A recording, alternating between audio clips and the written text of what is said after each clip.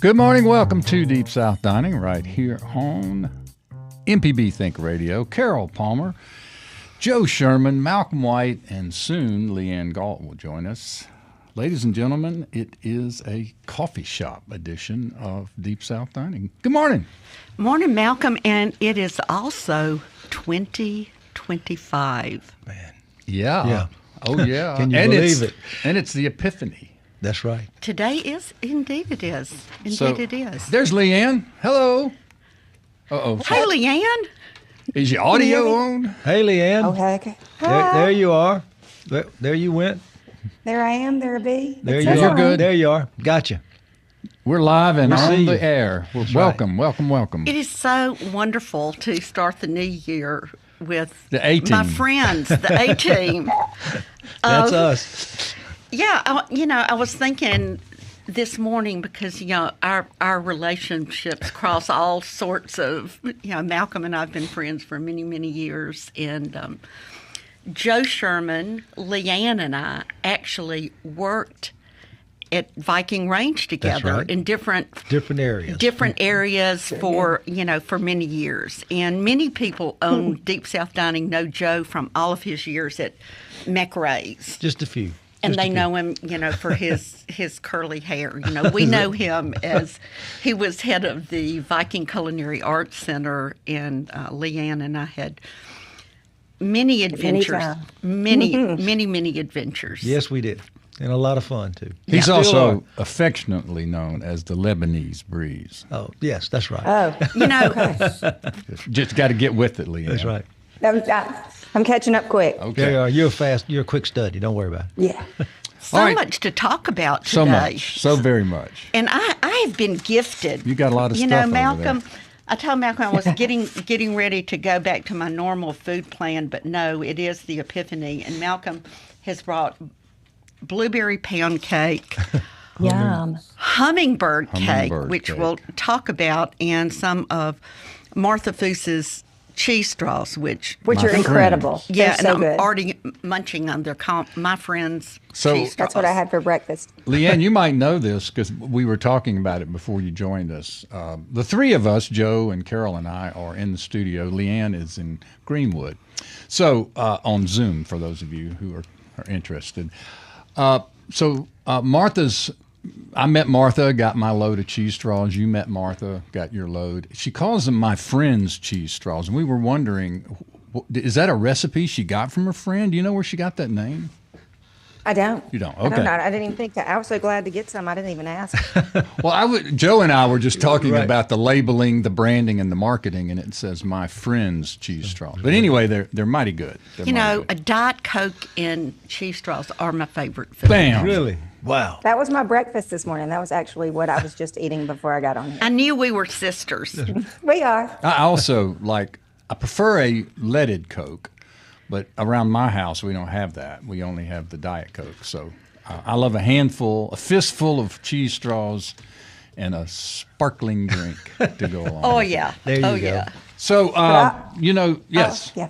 Go ahead. I was going to say I'll investigate the history, but Yazoo City is pretty well known for their cheese straws. Yes, they are. Yes, they are. Okay. Well, the Mississippi Cheese Straw Factory is there, and I have to say that many years ago at the Everyday Gourmet, a woman walked in the door, a white-haired woman with a Ziploc of cheese straws, and she said, "I want you to taste my cheese straws and tell me that they are the best cheese straws you ever tasted." So You did? I did, and they were good, and her name was Mary Yerger, and she was just retiring from the Yazoo City school system and went on to commercially produce the cheese straws. And Mississippi Cheese Straw Factory, her sons, it became a huge That's business. right. They did. And they did cheese And so, straws. They did cinnamon straws. Yeah, and lemon Lemon straws. I mean, But the cheese straws is the backbone and put Yazoo City on the That's right. on the map. Well, Willie Morris and Jerry Clower think they put Yazoo City Yeah, on well the they map. did, but on the culinary, Ah. on the culinary. Gotcha. Yeah. there you go. There's a difference. Indeed, there is. So we were talking this morning. It is the Epiphany, and historically, this is the time of year when king cakes arrive to celebrate the arrival of the three kings bearing gifts. The three kings, of course, being the Parisian Magi, the magicians, who were followers of and observers of the sky. And when they saw this new star, they saddled up and they were off to Bethlehem. So this occasion of the king cake, it is a celebration of the coming of the Magi, the wise men, and also the beginning of carnival season. And so we'll start to see lots of cheesecakes appearing on social media and in bakeries near you. Yes. Well, Robert St. John, actually, they start their king cakes today. Oh, do they? I was actually in the bakery on Friday, and they were gearing up, and he said they will be producing 250 a day. Wow. Last year, they got up to 150 a day and would sell out every day. So they had a one king cake rule. You could only buy one. But he said people would go buy the king cake, then come through the drive-through, and then they would come back that day. They've outsmarted the system. That's right. There's always a way. There's always somebody. Always a way. Always somebody. And one phenomenon that was not around when I lived in New Orleans, but is certainly quite the king cake phenomenon today, is the Dong Phong king cake. Oh my gosh, it's so good. Is that the Vietnamese? Yes, it's a I've never Vietnamese had it. bakery, and I talked to Robert about that too, and we were talking about what's the best king cake and he said that was their North Star was the Dong Phong, and they worked and worked and worked. But it is the king. Okay, the king of king cake. And they have multiple outlets in and around New Orleans. They even distribute the Dong Phong to, I think it's Waveland and maybe Rouse's. But like even in the city, they run out fast, and so you have to really be focused on getting your organization together to get a Dong Phong. I've never had one. Yes, I have. You They're have. wonderful, very creamy. They're wonderful. Yeah, how would you describe it, LeAnne? I say creamy. It is. It's like a pastry cream. I've had the coconut, so it's like a coconut cream pie inside of a like a brioche. It's really good. I have a friend who sometimes brings me one, so I hope that friend knows how much he has loved as king cake season is upon us. You should have told him to tune in this morning. He'd know. Don't forget me now. Don't forget me now. Hey, y'all, what about cooking and coping over the holidays? Has it been just fantastic? It's been crazy. It's been crazy. And it hadn't stopped. I mean, I'm looking at Sue Bunneran's Rotel sausage balls. Cheese balls. I mean, man, are you kidding? That's everything you need in one bite. In one bite. Lee Bailey posted. She got on the roux. Yeah, she is, as usual. Lee Bailey can stir up things. She stirred up the roux. And I mean, not long enough. There were 30 comments, and it got like several thousand viewings. But she talked about roux, and people just had so many opinions. Lots to say. It's important. Yeah, the oven roux Yeah. it looked very popular. Well, the thing that surprised me was that Julie Leavenway says, "I bake mine in the oven." Yeah. I was blown away. Yeah, I've done that. I've never done. Does it work? Rick Cleveland does it. Yeah, of course it does. Bobby used to do it. Bobby Cleveland. But yeah, you can just put the flour. You don't have to add oil if you don't want to. You can just brown your flour and then add it in. But growing up, you stand over the stove and you stir for 15 minutes, and you never stop stirring. You never walk away. You never look away. 15 minutes. Is that not right? No, hour. It's like 45 minutes. Malcolm, you are so good. What You're did so Tim- good you can hold it. What did Tim say? Well, he does. What did Tim Pierce say? He said he cranks his up on high, and he does his in 15 minutes. But I really have. And says Tim, go to the bathroom before. He Do said, not yes, leave. go to the bathroom. Do not walk away. That's probably good advice, or don't drink any water. One of the two. Several people posted the recipes for the oven roux, and most of them you took a cast iron skillet and did your flour and oil, and then Put it in the roux? oven for 2 hours, and didn't open the oven. But I just want everybody to know you can go on Cooking and Coping, and on the site, there's a little search spyglass, and look up Lee Bailey, and it's Leigh Right. Bailey, and you will find underneath so many smart and snappy comments about. About roux. The roux that you do so well. Now, there was another post on Cooking and Coping here the other day by our own LeAnne Gault, who posted her chicken cacciatore. Last night? One of last night. It's Yes. one of my favorite dishes. Is the chicken cacciatore, the chicken hunter style, if you would, the Italian dish. Tell us a little bit, LeAnne, about the way you prepare yours. Well, I looked at about 1 million recipes, and they all call for mushrooms, but I decided I wanted mushrooms in my risotto. So I did, what did I do? I sauteed celery and onion, a mirepoix. Did you use and peppers? Olive oil. Mm-hmm. Yes, red bell pepper. Right. And, I prefer red myself over green. San Marzano tomatoes, hand crushed.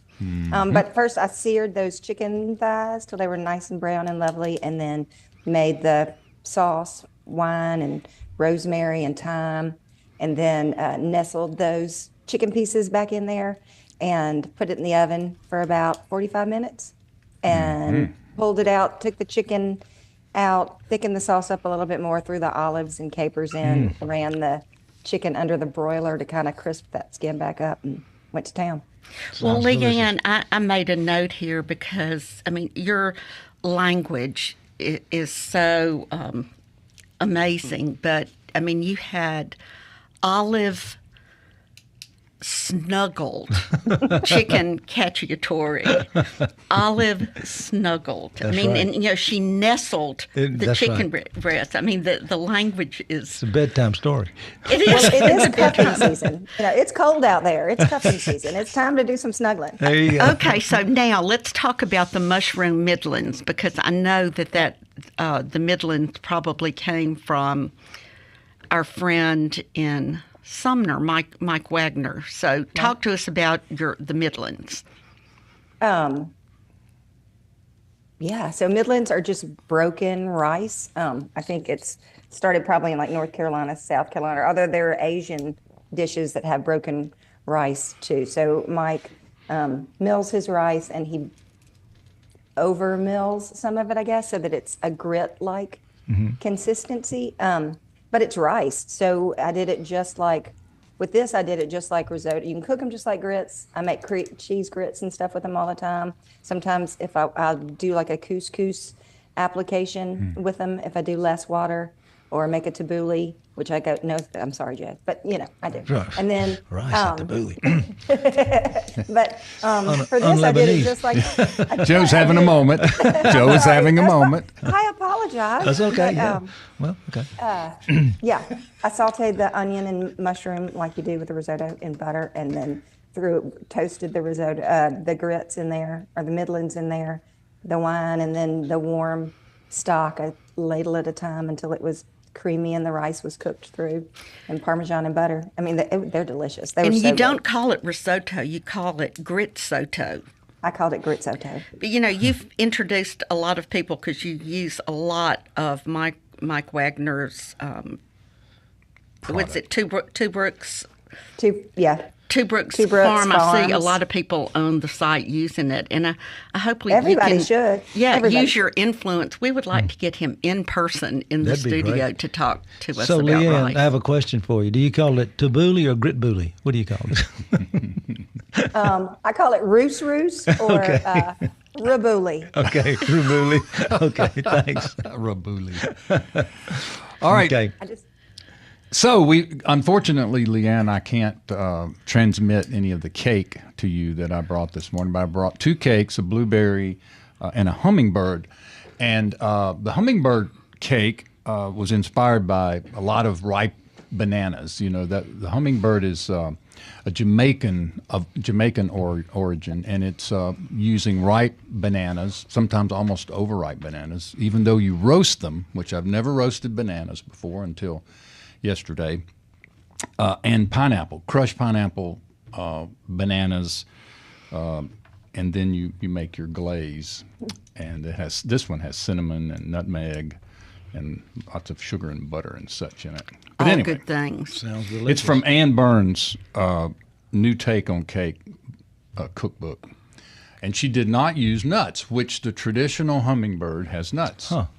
But Ann Burns did not, and thus this one does not.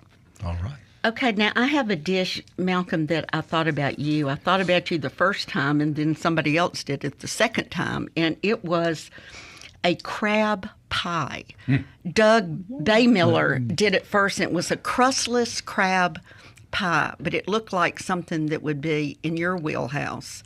And then yesterday, Barbara Tuccio, inspired by Doug. That's right. This is how it works. It's a trickle-down effect. It is a trickle down, but you have to go look at it because it looks great. absolutely It really did look really good. delicious. Yeah. Yep.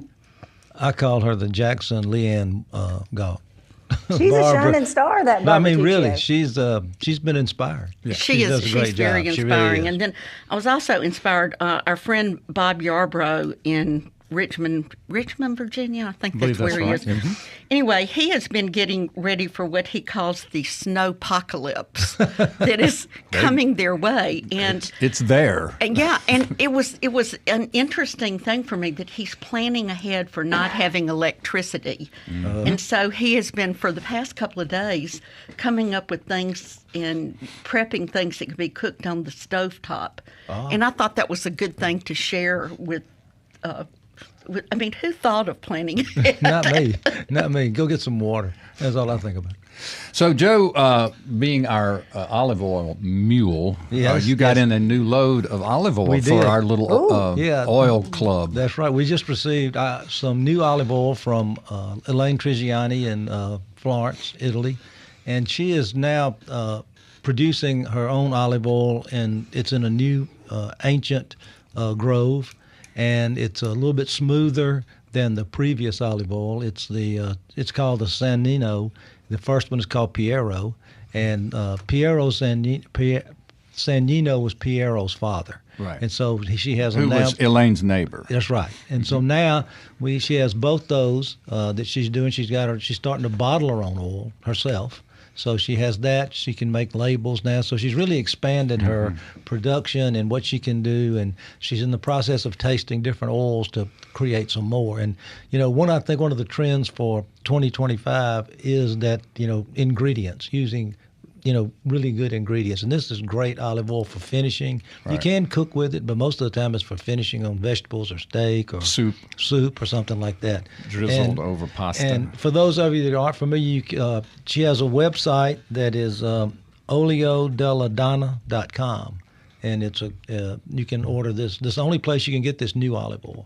So she's hoping her importers will soon pick it up. But we just received some like 2 weeks ago. Yeah. So In Olio, it's Olio. Della is Della. And is it Donna? Donna, like it's Donna. two N's. Okay, oliodelladonna.com. Delladonna.com. It's great. It's really great stuff. And we really appreciate you being the olive oil mule It's- for a it's group fun. of It's friends fun. here. I like it. we expect, that he will perform, and he does. I will. Now, I will. saw, is Shapley's in Jackson? Have they had yes. some of the They olive have oil? some of them. They have. They bring some to your table in a smaller bottle than this one that you can use Okay. on your food. It's really You've good. got the new oil. Can you hold it up and This show is- where am I our showing? viewers, sometimes This is the new listeners, viewers, new I don't oil. know. Where Just there's a hold it camera. up. There's There's a new cameras oil. everywhere. There's cameras everywhere. Yes. Beautiful. So it's really good.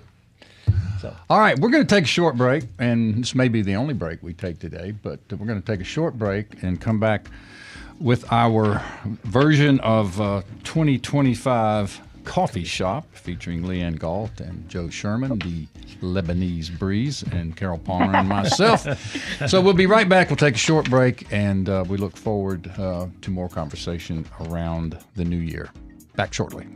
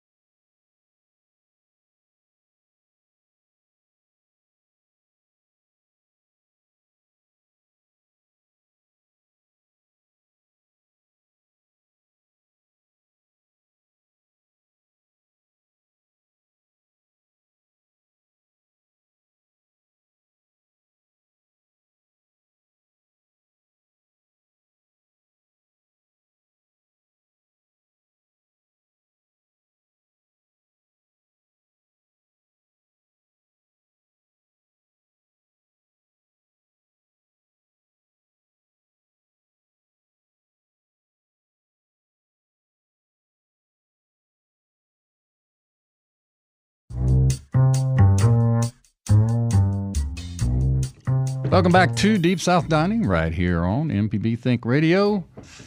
It's a 2025 version of The Coffee Shop with Joe Sherman, LeAnne Gault, Carol Palmer, and yours truly. And there's some munching now in the studio. It's worth munching. I see cheese straws and cake. Yes. Yum, I'm so Yeah, jealous. we just had Sorry, to do a Leanne. run It's to get a delicious. couple of plastic forks. The Only thing we hummingbird need- cake was speaking. The only thing we need is napkins. Someone made a great, hilarious comment on Cooking and Coping when I posted about the hummingbird cake. They said, "Those poor hummingbirds." Oh, and now Thank you, Marissa. Marissa's bringing us Yes, napkins yeah. so that we don't drool Now on we the can, microphones. Now we can eat Let everything them- else. Sorry let them about that, eat Leanne. It's fine. So, Carol, you brought some cookbooks into the studio, I see. I And did. so They were what you my got there? Christmas gifts, and one of them, By You by Melissa Martin. We've mentioned this, but this was your favorite cookbook Correct. of the year, and I cannot tell you how I've not many seen that one. hours I have spent. It's her new one. I have not cooked out of it yet, but it is just phenomenal. She's So the that's- Mosquito Club, the restaurant, and her first cookbook was My favorite. The Mosquito Supper Club. Supper Club, yeah, the Mosquito it Supper won Club. Best Cookbook, yeah, James Beard Award. And now but, she's come with number 2 here, which is Bayou.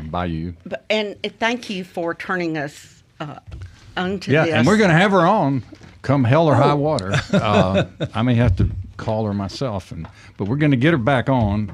We had her on during COVID, and there was some communication technical issues, and we weren't really able to drill in and talk to her the way we wanted to. So now that she's got a new cookbook, we want to get her back on and hopefully get her zoomed in tight so we can talk to her. Yeah, and the other one I have that I really love is by Stephen Colbert, the late night host, and his Yeah. wife Evie. It's called "Does This Taste Funny?" Yeah, he is one of the funniest people I know. But both of them are from South Carolina, and during the pandemic, they were living there, and he was actually doing his Cooking? his show there. But they did this cookbook. And I mean, it has history, lots of family recipes, and I just love it. I did the pimento cheese. I'm going to do the flounder stuffed with deviled crab meat. I have an order in right now for the first whole flounder that comes to Jackson this way. But another just mention of cookbooks. There was a great post on Cooking and Coping by Colleen O'Brien. She did a picture of her cookbook shelf, and there were lots of raggedy cookbooks, but the most raggedy of all was River Road, and it was literally, held together. I don't know how it was held together, but part of the binding was, on the shelf in front of the picture, and I just loved that. And then there was a comment from Catherine Carter that said, "If your River Road isn't hanging on by a single thread, that's all right. Do you really cook?" Right. And Read. I just thought of all the people in our audience who live in faraway places. And River Road is just a staple. It was actually one of the first community cookbooks, I believe, in the 50s. But for those of you who want to experience, go on eBay or go on a search. There's three, aren't there? 3 editions. Yes. 3 different books, right? Yeah, but the first one, and I think it's been reprinted 70 or 80 times, so you can get new ones. But if you want to know the foundation of Louisiana cooking, get River Road. All right, I think it was last time we were live, Carol, we had another version of the coffee shop, and we had Chef Nick Wallace and Sherry Lucas on. And what I want to talk about a little bit is that I learned something on that episode that I put into practice, and I want to share it here, and that is that Sherry brought a multitude of things that she had put up, vegetables and fruits and jams and stuff. She brought a jar of these pickled peppers and onions, and I took it home. And you didn't just take it home; you nabbed. I nabbed it and took it to my house. She said, "Who wants these?" And Malcolm's hand reaches in. But during that show, that when Sherry brought the pickled peppers and onions, I asked Nick Wallace how he cooked his greens, and he sort of explained. He said he used mustards primarily, and that he cuts the core pieces, the bottoms off, and chops them up and sautés them first with onions and garlic, and then he said he adds a little bit of vinegar. To which I said out loud, as I recall, "Wow, I could just use Sherry's pickled peppers and onions as my starter on my greens." And Nick said, "That's a great idea." So that's what I did. But I combined mustards with spinach, but used Sherry's pickled peppers and onions as my base. And for it's the very best greens I've ever cooked in my life. And my wife even enjoyed them so much she had 3 helpings of them. She doesn't even eat greens. So anyway. Okay, so start at the beginning. So you heated oil. Heated some olive oil, and then tossed in the peppers and onions with some of the vinegar that they're pickled in. Okay. It's in there. So I put some chicken stock in there, garlic, and then added a little bit of fresh chopped onion, with the cores, the stems of the mustards, which I cut off and chopped. So no sautéing of the onions beforehand? Well, no. They were either pickled or raw, and they're now sautéing in this mixture. Yep. And I'm reducing it down. I'm softening these hard parts of the mustard. And when they got nice and soft, of course, I chopped up the greens, put them all on top of the sautéed portion of it, and then added salt and pepper, put the top on it, and let them wilt until they were cooked. And then right at the end, I added spinach just because I thought it would be a nice anecdote to the mustards. Ooh. An anecdote. Well, you don't want to have too much mustard going. Yeah. There you go. Well, tell me this. Did you use the entire jar? Oh, no. I'd already used much of the jar. Well, I'm mentioning this as, could you make some, don't you think, Joe? Could you do it again for us? But most of those pickled onions and peppers I put on sandwiches. Oh, I bet those. Which is a part of one of the new 2025 trends, is the advent of the new and improved, larger and more potent sandwich. That's right. Yes, true. I saw that. So, Potent sandwich. But anyway, I just want to say thank you to you guys at Deep South Dining for turning me on to that new way of cooking greens. It's changed my life. If Sherry Lucas is out there down in South Mississippi, please deliver more More peppers and onions. More peppers and onions. and onions. LeAnne, It's impotent. LeAnne, how do you prepare your greens? Do you have a certain way that you do it, or do you change it up all the time? I know you cook a lot of greens. I do cook a lot of greens. I like mustard greens. I like chard a lot, but I'm in the Delta, so mustard greens are kind of my staple. And I do what you did, but I cook bacon first and cook everything. Oh, I forgot to mention I put In bacon bacon grease. drippings in there. Yeah. Benton's bacon And then drippings. stir the bacon back in with a little sugar and vinegar mixture at the end. Excellent. Very good. Well, that But now I sounds- want these pickled. Were they spicy peppers or like? Yes. Okay. Oh my gosh. It was so good because they were pickled perfectly, and they made the perfect sort of saute portion of the dish. Yum. Anywho, that will be the way I do it from this day forward. So, Carol, we're gonna talk more about 2024 and 2025 as we are here at the Crossroads moving forward. And you had asked each of us to bring a New Year's resolution to the table, and we'll go ladies first with LeAnne, and we'll work our way around the old coffee shop. There you go. Well, I've been thinking about it, and mine is twofold, or either it's one fold in two parts. I'm not exactly sure, but Sure. so I want to gather more people in my home and cook for them. I want to have more people. I always do this Sunday supper thing. That's kind of my dream and my goal. And Noah, my son, is always there because he doesn't miss a meal. And I want to have more people in to come to town and go. And then on the flip side, I want to travel around Mississippi and meet more of our cooking and coping folks and share a meal with them, including Joe Sherman, because I finally want to learn how to make kibbe. Oh, that's easy. We'll be That's my goal. happy to have you. We love But making yeah, I them. want That's great.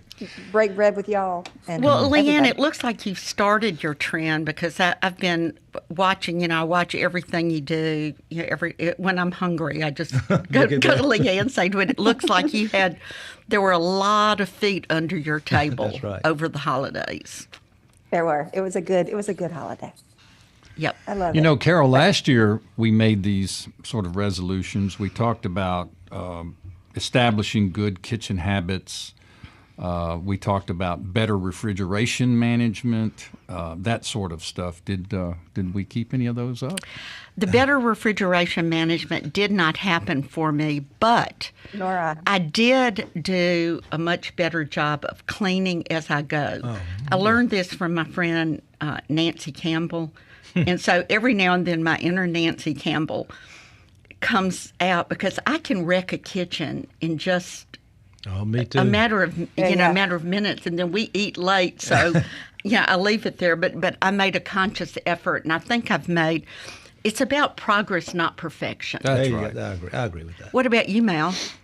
Well, a couple of things. I'm kind of like LeAnne. I have, parts that go with it. I want to do more shopping because my wife works a lot and has a very important job that's very demanding. So I don't like to shop, but I've been trying to do it more, and I'm going to do even more in the new year. And one of the trends that I read online was about doing a better job of waste management, not wasting That foods. is my number one goal for 2025. So just to that's say. on my list, is to do a better job of using everything that I buy and having little or no waste. And then the last thing is I want to use more lemon zest. Now that's No, I that's suggest interesting. that. That's important. So there, Really? those are mine. Wow. lemon zest. Man, Man, I'm not half as important as y'all. All I want to do is try to cook a different recipe once a month that I've never tried before, whether it be out of Oh, that's a good one. Vicious cookbook or Shia's cookbook, and Elaine has introduced me to a Jerusalem cookbook. So that's what I want to do, and I think that's Good. would be different, be fun. and learn that's something. a great one. And Malcolm, you and I are talking about food waste, which is, if you read in the literature right now, that is one of the trends for 2025. It's less food waste, less packaging waste. But I saw a couple of things over the holidays, just like in social media and stuff, that grabbed me, because I do a lot of chopping. Me too. And go ahead and chop up everything. People are taking Ziploc bags and putting like soup starter kits, like a few carrots, a little celery, a little onion. What I'm laughing about is I was making baba ganoush, and I didn't want the eggplants to go to waste, so I went ahead and did the eggplants and roasted them and put them in the food processor, and they're all frozen, just waiting to add tahini. Perfect. So but That's you're great. talking about food trends. I when I was doing my research, I found there's three things that kind of hit me. Number one is the influencers are now going to start doing pop-ups in what they call IRL, in real life. So they're going to be doing some of the things they're doing on social media live on their recipes. That was one thing that's going on. The other one is the use by chefs and restaurants of AI to create new recipes and new ideas, which is like, artificial intelligence is smarter than real intelligence, I decided, because it's amazing. And then it never sleeps. That's right. That's Takes true. no time off. That's right. No And vacations. Can research everywhere. Has a staff like you wouldn't believe. Exactly. Yeah. And no payroll. No healthcare. No No payroll. payroll. And then one of the most interesting, which I think, and it's grown from 25% of the business to about 33 to 35%, is non-alcoholic beverages. Right. And we have some. You brought some show and tell. Brought some substitutes. This is a non-alcoholic whiskey alternative. This is a gin alternative, and then this is another bourbon alternative. And you use them just like you would use a normal alcohol, but it's non-alcoholic and no calories. So Okay, so how are the flavors? they're not. They don't exactly taste like liquor, but you feel like you're not drinking a Coke, okay? Or you're not drinking a soft drink, or you're not drinking a LaCroix or something. It does give you that feeling, but, I found that even you can't drink as many of these as you can of the other. That's what I found. You get tired before you get tipsy. Let's put it that way. You get tired before you get tipsy because there's no alcohol. That's right. That's I right. tried a couple of the non-alcoholic wines I've never tried over one the of those. holidays, and at first, I said, I don't even want to. Why? What's the point? But I tried. It was the Toast, TOST. Yeah, sure. I have some at home. And they had Still a sparkling, We have some. it was like it had a ginger and elderberry, and I mean it was just. And I guess the thing about it is it looked like it came in wine. It looked like a wine bottle. That's right. Well, It opened like a wine bottle. It looked like wine, and it was very tasty. Well, these look like liquor. And my wife, thank God, Mary Pryor just sent me a text to remind me that if you use one of these bourbons, copies or substitutes, if you make a Manhattan or an Old Fashioned, the bitters, the simple syrup, and the citrus kind of mask it and make you think you're really having one. Dry January has been a trend for the past number of years after all of the excesses of Christmas. We did dry January kind of like you did that cake. We keep moving it to tomorrow.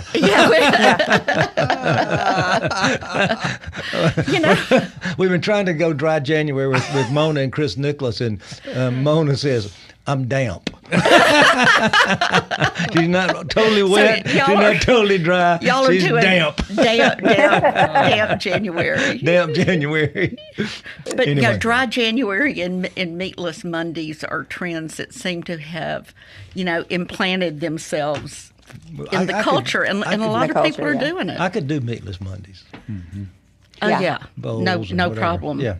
So we did a little research, and I shared it with you guys. But some of the other trends are using international, more global recipes, Asian Big. Asian flavors Yep. are hot this Big. coming years. Yeah. They refer to the international thing as the global palate. People are traveling again. They're coming home. They want to replicate what they ate. Heat is hot. Peppers and heat is really going to be big in 2025. You know, Malcolm, that reminds me of one of our favorite cookbooks of last year was the Global Pantry, which we've talked about a lot. But when I started reading about that trend, I think of it as the year of LeAnne. Because LeAnne incorporates Asian flavors into so much. And LeAnne, you've introduced me to a lot of those. So tell us a little bit. I think LeAnne puts chili crisp on her ice cream. I do. And she introduced me to gochujang. So tell us about Gochujang. all the little jars you have in your kitchen. Well, my refrigerator is still a mess and will remain a mess as long as I'm alive. But my son took it upon himself to give me cabinet and counter like risers to put my sauces and spices on because I'm short. And I always make him come over and find things in the back of the cabinet. So he gave me something so I could find my own spices. But yeah, chili crisp. I love chili crisp. And there are so many in the global conversation. Salsa matcha is sort of a Latin American take on chili crisp. Really? And Okay. I'm seeing a lot of homemade chili crisp from the TikTok chefs because dumplings seem to be Right. Dumplings are Big, huge. going to be big, huge. exactly. Yeah. And masa. Masa. Big in 25. Yeah. Yeah, how That's can what I heard. something so ancient be so trendy? Is Because my things come and go. What goes around comes around. LeAnne, tell me, what all do you do with chili crisp? What don't I do with chili That's crisp? right. I know. mean, Just pretend like our listeners don't know what a chili crisp is, and walk them through Or a where it sausage. is in the grocery store. It is in, well, I'm in a limited grocery store area. So there's an Asian section in Walmart and they usually have chili crisp. It's got this little grandma's face on it. I can't remember the brand. But it's not too spicy. It's an oil base. It's got a lot of texture. There are like crispy soybeans and sometimes peanuts and different kinds of chilies. And I use it as a finish. After I make a dish, I'll drizzle it on top to give it some texture and a little spice. Taylor Bowen Ricketts, my friend, who's a great chef, she uses the oil from the chili crisp to pop popcorn and then drizzles the chili crisp on Wow. top. It's insane. It is so good. Oh, I'll try that. Yeah. So You know, it go ahead. greens, beans, beans, rice, whatever you want. Salty snacks are predicted to be a huge 2025. Seaweed being one of the salty snacks. Yeah. Crunchy is the texture of 2025. Yes, crunchy and global. So there's going to be Yeah. a lot of global crunch going on, like it's the texture of the moment. There you go. But you might have seaweed flavored chips Yes. or chili flavored chips. In fact, I Right. brought some chili flavored chips at Fresh Market last week and had a few on my way driving back to Edwards, and my mouth was on fire. That's funny. On fire. But going to see a lot of things like that. Asian flavored popcorns, Yeah. I'm seeing shrimp chips pop up everywhere. I think they're going to be big. rice chips. Yep. And the nut of 2025 is predicted to Pistachio. be pistachio. Nothing That's better. right. Nothing better. The nut of the Makes me moment. think of Jasha. That's me. And proteinization, adding protein to dishes, whether it's cottage cheese or, Joe, you were talking about this using organ meat. Organ meat. They're called Offals. offals, and that consists of like tongue, kidneys, liver, heart, tripe. So because of the price of protein is we Very know it, and it's expensive, very yeah. expensive. So they're trying to find alternative ways to infuse protein into their menus in these restaurants. And for me, I eat all of them, so it doesn't matter. Yeah. Well, Yeah. I was watching some social media thing, and the actress Jennifer Garner was making egg bites in her kitchen. She had on her pajamas, no makeup. She hadn't combed her hair. Her children were yelling for socks. But anyway, she was making this egg bite recipe, and she put cottage cheese, and she just stopped and said, "Congratulations, cottage cheese! You're making a comeback." It really has. You It's know, everywhere. cottage cheese was like a 50s and 60s. wow. Yeah, that was what you did when you were on a diet. You took a a pineapple. half of a canned Pineapple. peach or a Yeah. slice of canned pineapple, and you put a lump of cottage cheese with a maraschino cherry And on little top. gray, oh, man. And that was what you did for a diet other than a boiled egg. The reason it works on a diet is you don't want to eat it. Oh, come on now. But cottage cheese is being used, to make even breads and flatbreads and Right. and dips, but it adds a real boost of protein. So congratulations, cottage cheese. Welcome back. Way to That go, is cottage hilarious. cheese. That's funny. So another trend I read about in restaurants are that chefs are relying more on their own personal culture to influence their menus. They're using their own heritage. They're looking back on their families and using more and more I think that's of, great. of their culture. I Yeah. just think that Me is too. really great. And Yeah. then there are all these micro trends, like the sandwiches getting bigger and more creative. We spoke of that earlier. And more bodacious. More bodacious. And potent. Impotent. Lavender in food Yeah. and beverages. Freeze-dried foods, mood foods, Yes. right? All right. Talk to Dumplings. us about mood foods. Yeah, I don't know a lot about mood foods. Those adaptogens, that kind of stuff. I don't know. I just read it from the research here. I didn't do any You mean additional things that research. soothe you or I think get that's you right. hyped up? Make I you think feel a certain way. Yeah. Comfort food might be Yeah. a mood food. Sure. Yeah. But I also think that ties in with the kind of the rise of mushrooms that's happening. You know, there are mushroom teas and mushroom coffees. Right. That's and right. that's supposed to, Calm you down. calm you down, affect your mood. That's good. You know, another one I read about is just kind of the rebirth or rethinking of hospitality in general. Right. In restaurants, that people are experiencing so much isolation and disconnection in their lives. And I wrote this down. It really spoke to me that some restaurants are going to, it's like being wrapped in a warm blanket of good service as an antidote to disconnection and isolation. That's right. And I loved that. Yeah. And let's say goodbye to the arrogant server. But let's say goodbye. Bye. See you later. Yeah. We got no time for it. No, Welcome cottage cheese. That's Hello. right. I mean, bye In with the rudeness. cheese, bye with the waiter.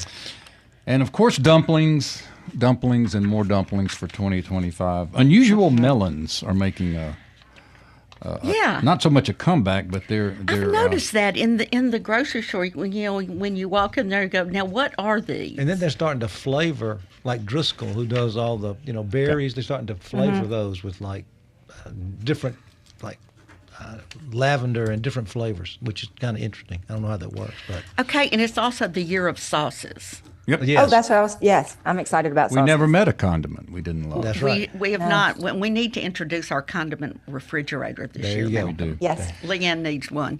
I But definitely need Leanne, one. you're a sauce girl. Phone call. Yeah. Go ahead. But we do have a caller on the line. We have Kevin from South Carolina calling. He wants to talk about chili crisp. Hello, Kevin. Oh, Hey, how you doing, boss? All good. How about you? Oh, it's too early to cause any trouble worth talking about, so I'm doing pretty good. Welcome to the show. All right. Hey, thank you. Hey, so I know you're running short on time, so I'll keep it quick. Chili crisp. Chili crisp on pizza will change your life. Ooh, wow, that sounds great. Yeah, try that out. Also, you were just talking about condiments. So chili crisp combined with mayonnaise. Okay. yeah, it's great on a sandwich. when That you're will jazzing go. up That will sandwich. make a sandwich potent. That's I right. like that. Wow. Absolutely delicious. And the last thing, just as Java put me on the phone, I overheard something about arrogant servers. I didn't get the whole background there, but being a guy who's waited his share of tables, if you're an arrogant server, you're clearly making way too many tips. All right, Kevin. Thank you. That's great. Happy New Year, Kevin. man. Happy New Happy Year. New Thank Year. you. Happy New Year, y'all. Take care now. Okay, South good. Carolina. Good to hear from you. You know, in the news, Joe, you and I were talking a little bit because we were talking about the trials and tribulations of TGI Fridays. It was an iconic place growing up.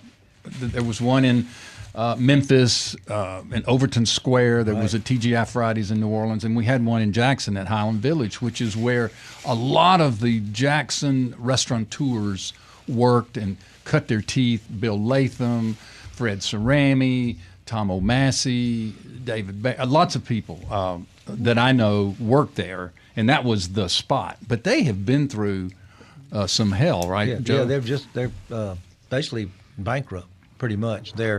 The people that hold the bonds, the bond company, has fired the management team that was managing, not the managers, but the management team was over all the Fridays, and they cited the reason is because they weren't sending in their reports. Okay. Okay. Well, why didn't you call and ask for them before you Fired us. shut the whole place down? You've got to be kidding. No. So it's That's there. wild. This sounds like you didn't turn in your homework. That's Yeah, exactly. right. And don't. So We were going to close anyway, but since you haven't sent in your we're reports, going to do it now. So what's happened is now they have no franchise. The franchise fees they aren't being able to get it back to use to do anything in their businesses. So it's a real sad thing. The one in Highland Village was a great place. Yeah, it was I have one that of the bar, first. by the way. That's amazing. I have know, the bar from Highland you're Village. kidding. No, I have it in storage. Wow. Well, that was where we were introduced to things like fried potato skins or baked potato. right. That was like steak on a stick. You have the recipe. I have You're the actually, marinade. Mary Pryor has copied the recipe for like 30 years, and I found it online yesterday. Out of somebody obviously worked there because it makes 7.5 quarts of 7.5 quarts of pineapple juice, 8 quarts of honey, 4.5 quarts of soy sauce, and a can of frozen lemonade. Wow. Wow. That's what it I is. think I missed the TGI Fridays. Well, you're a little young. Yeah, Yeah, you're just a mere child. The Bennigans. Bennigan's, I'm yeah, you're a Bennigan's generation. girl. Yeah, Yeah. Bennigan's was hot. Yeah, I remember the one in New were, Orleans. Yeah, many ferns hanging at TGI Fern bars, Fridays. baby. Yeah, Fern bars. Yeah. Brass and fern bars. All right. Well, that about does Thank it for you. this edition of the Coffee Shop here on Deep South Dining. We are a production of Mississippi Public Broadcasting's Think Radio, and we are funded by the generous contributions from people like yourself, and we thank you. Our show is produced by Marissa Vaughn. For our very special guests today, Joe Sherman and LeAnne Gault, we are grateful. For my co-host, Carol Palmer, I am Malcolm White saying Happy Holidays, Happy New Year. And now, please stay tuned for Marsha Ramsey's program, Now You're Talking, followed by Southern Remedy at 11.